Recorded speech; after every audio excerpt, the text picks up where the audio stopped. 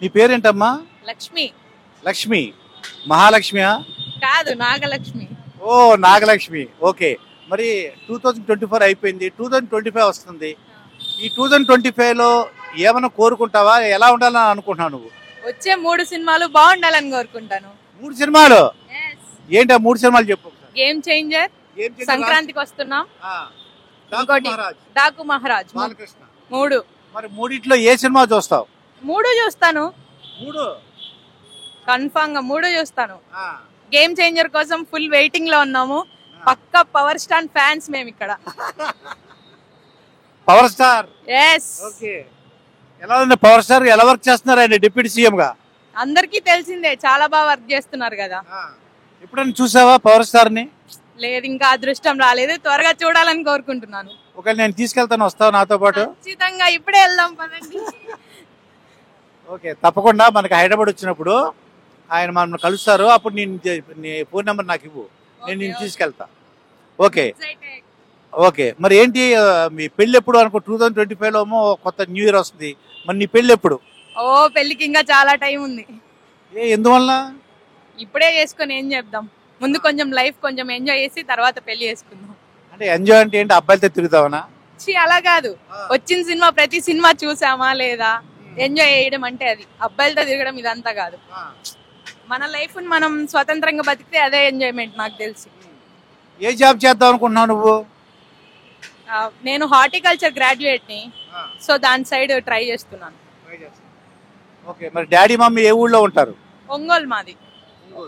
మరి హైదరాబాద్ ఏం చేస్తున్నావు నువ్వు? హైదరాబాద్ జాబ్ సర్చింగ్ కోసమే వచ్చాను. మరి ఫస్ట్ ఏంటంటే థియేటర్లో ఫస్ట్ 1 వీక్ రేట్లు పెంచుతారు. రేవంత్ రెడ్డి గారు ఇప్పుడు రేట్లు పెంచట్లేదు లేదని చెప్తున్నారు. రేట్లు పెంచడం మంచిదంటావా, లేకపోతే తగ్గి ఉన్న రేట్లో ఉంచడం మంచిదంటావా? ఉన్న రేట్లో ఉంచితే మంచిది. అందరూ వెళ్ళి సినిమా చూడాలి కదా. సో అందరికి రీజనబుల్ ప్రైజెస్ లో దొరికితే అందరు సినిమా చూడడానికి అందరికి కంఫర్ట్ ఉంటది అని. అంటే ఇదివరకు ఏం చేసేవారంటే ఫస్ట్ 1 వీక్ రేట్లు పెంచుకునేవారు. రేవంత్ రెడ్డి గారు ఇప్పుడు ఒప్పుకోవట్లేదు.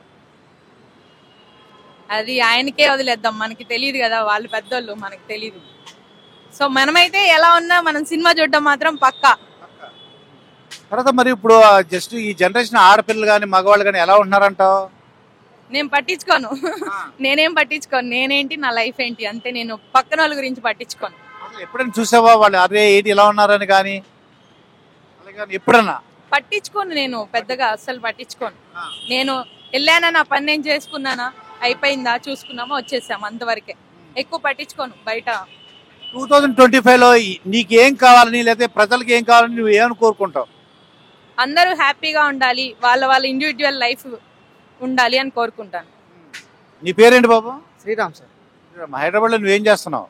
ఏం లేదు సార్, అమీర్పేటలో బెస్ట్ కోచింగ్ తీసుకుందామని వచ్చా.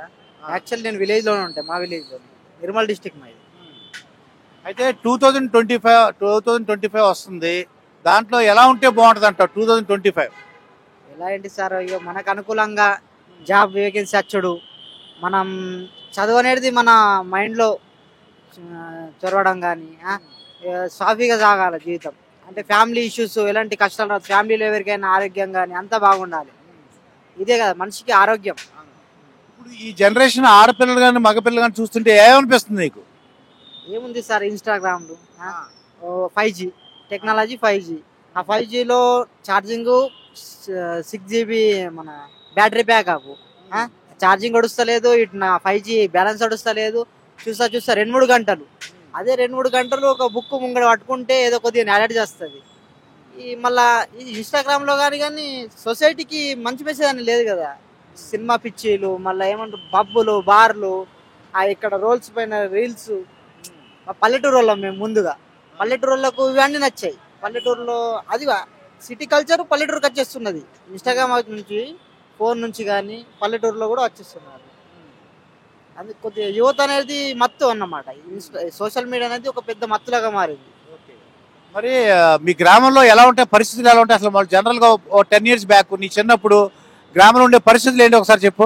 గ్రామం అంటే సిటీ అంటే ఏమున్నది, ఇప్పుడు స్కూల్కి వెళ్ళి వచ్చామనుకో, వెంటనే బ్యాగ్ పెట్టేసి ఫ్రెష్ అప్ అయ్యి సీదా పొలానికి వెళ్ళిపోతాం సార్. అంటే ఏమైనా బస్తాలు ఉంటాయి, వ్యవసాయం బస్తాలు ఉంటాయి, ఏమో పత్తి కానీ ఏమన్నా కందులు కానీ అవి ఇంటికి తెచ్చేస్తాం. పశువులకి మేత ఇచ్చేస్తాం. మరి అమ్మ నాన్నకు సాయం చేస్తాం. పొలంలో కొద్దిగా గంట అన్న వర్క్ చేస్తాం. స్కూల్ అయిపోయినాక పోయి వచ్చినాక ఇంటికి వచ్చినాక బస్తా పెట్టేసి ఫ్రెష్ అప్ అయ్యి మ్యాక్సిమం ఒక ఇంట్లో స్టవ్లు ఉండేయండి మా సైడ్. మెయిన్ అంటే పొయ్యిలు ఉంటాయి. పొయ్యిలు కట్టే పెడతాయి అమ్మ. అందులో చాయ్, చిన్న పిల్ల చాయ్ లేకపోతే పాలు అందరం కొలిచి చాయ్ తాగి నాన్న అంటాడు రేపు పొలానికి మందు కొట్టాలి, అమ్మ అంటది. అంటే షెడ్యూల్స్ ముందే డిసైడ్ అయిపోతాయి. ఏమైనా అంటే వస్తువులు మార్పిడి చేసుకుంటాం. ఇల్లు పక్కలు ఇల్లు ఏమని, అరే రేపు మందు డబ్బు ఇస్తావా నాకు కొద్దిగా, పోతాయా డబ్బు ఇస్తావా, ఇట్లాంటి అన్ని ఫీలింగ్స్ ఉంటాయి. ఆ తర్వాత ఏముంటది అంటే మేము సిటీలో మరి సిటీలో ఎలా ఉన్నారు? సిటీలో పడదు సార్. అంటే విలేజ్ నుంచి సిటీ వస్తే అది కొద్దిగా ప్రపంచం, కొత్త ప్రపంచం, మానవత్వం ఉండదు. సపోజ్ ఒక అడ్రస్ అడిగిన అనుకో తెలుసుకో, చులకన చూస్తాడు. సపోజ్ నేను అక్కడ పడ్డా అనుకో ఎవరు రారు సార్, ఆలోచిస్తారు ముట్టాలని అద్దా ముట్టాలని. ఇప్పుడు మొబైల్లో కాల్ చేసుకుంటా అంటే ఇయ్యరు, అంటే వాడు మంచోడు.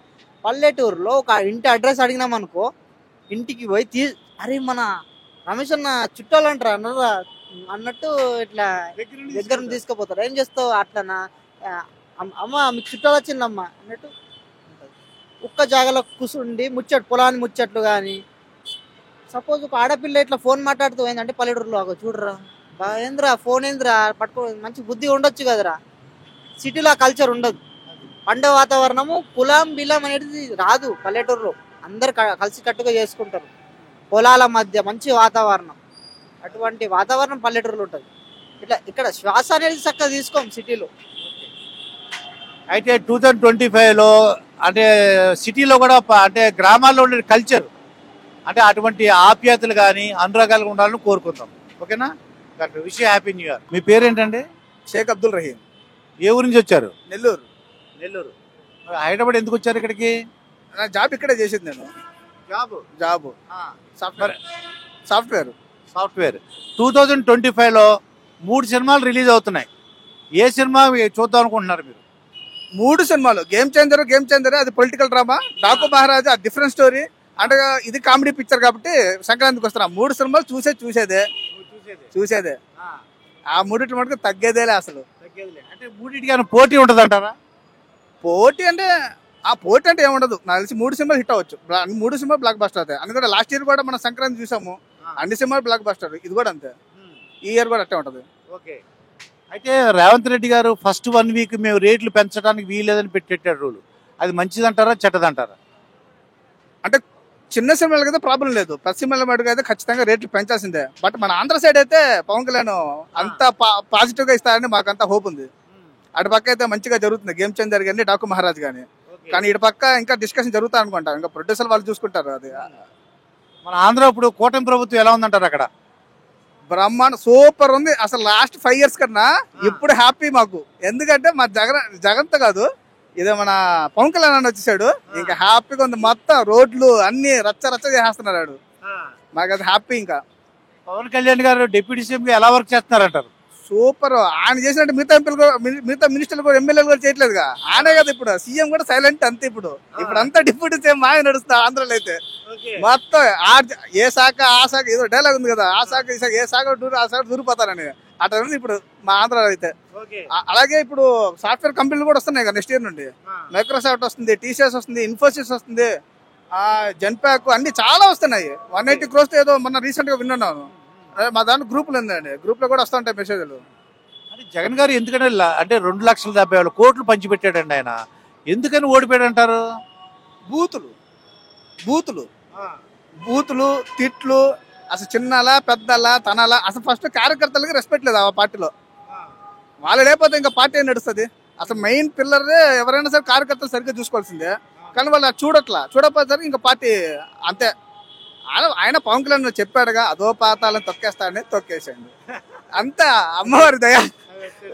మీకు ఇంకో విషయం కూడా చెప్తాను. ఎగ్జాంపుల్ ఏంటంటే, వైఎస్ఆర్ రాజశేఖర రెడ్డి ఉన్నప్పుడు తిరుపతి దేవస్థానాన్ని 3 కొండలు ఎందుకు క్రిస్టియన్ కి చేద్దాం ప్లాన్ వేశాడు. ఆ నెక్స్ట్ సెకండ్ ఏమైండు? గాల్లో కలిసిపోయాడు. అదే విధంగా ఇప్పుడు తిరుపతి మీద లడ్డు విషయం ఏదో తప్పు జరిగింది, ఇంకా దేవుడు ఎందుకు ఊరుకుంటాడు? అలా చేసిండు అంతే. ఆ 11కే పరిమితం చేశాడు. 2024లో ఏమైనా కష్టాలు ఉన్నాయా మీకు? ఏమన్నా 2020 ప్రభుత్వం వచ్చినప్పటి నుండే లేకపోతే జనరల్ మీ పర్సనల్ గా 2024 ఎలా ఉంది? 2024 నా 10 సంవత్సరం లాగానే ఉంటది. కాకపోతే ఈ సంవత్సరం ఏంటంటే ఇంకొంచెం మెరుగుగా ఉండాలి. అంటే సాలరీ మాకు సాఫ్ట్వేర్ కాబట్టి సాలరీస్ అయ్యకుంటే అంతా హ్యాపీగా ఉంటుంది అనుకుంటున్నాము. అంటే మరి 2025 ఎలా ఉండాలని కోరుకుంటున్నారు? ఎలా ఉండాలని? హైదరాబాద్ నుండి మాకు డెవలప్మెంట్ అక్కడ అయిపోతే అమరావతికి అక్కడికి వెళ్ళిపోతే హ్యాపీగా ఉంటాం అనుకుంటున్నాం. అందరూ హ్యాపీగా ఉంటాం అక్కడికి వెళ్తే. ఓకే. తర్వాత మరి పెళ్లి ఎప్పుడు చేసుకుంటావు బాస్? మరి నా మ్యారేజ్ అయిపోయింది బ్రో. మ్యారేజ్ అయిపోయి పాప కూడా ఉంది నాకు. మరి ఏంటి ఎక్కువ మంది జనరేషన్ పిల్లలు పెళ్లి చేసుకోవట్లేదు, కొద్దిగా లేట్ మ్యారేజ్ అంటారు, ఎందువల్ల అంటారు? అందరూ మైండ్ థింకింగ్ ఎలా ఉందంటే సెటిల్ అయిన తర్వాత చేసుకుందాము. ఆడలు కూడా అట్టే ఉండాలండి. సెటిల్ అనుకోండి పెళ్ళైన 3 రోజులకి వెళ్ళిపోతున్నారు వాళ్ళు. అందుకోసం అంతే, పెళ్ళైనా 3-4 రోజులకి వెళ్ళిపోతున్నారు. అమ్మాయిలు కూడా అట్టే తయారయ్యారు. అందుకే సెటిల్ అయిపోయి ఫుల్ బ్యాంక్ బ్యాలెన్స్ ఉంటే పెళ్లి చేసుకుంటే సుఖంగా కాపురాలు చేసేవాళ్ళు అమ్మాయిలు. ఇప్పుడున్న జనరేషన్ లో ఏ ఒక్కరు తక్కువ చేసినా సరే డివోర్స్ కేసు ఎన్ని ఉన్నాయి తెలుస్తుందా? అందుకే భయపడుతున్నారు అంతే.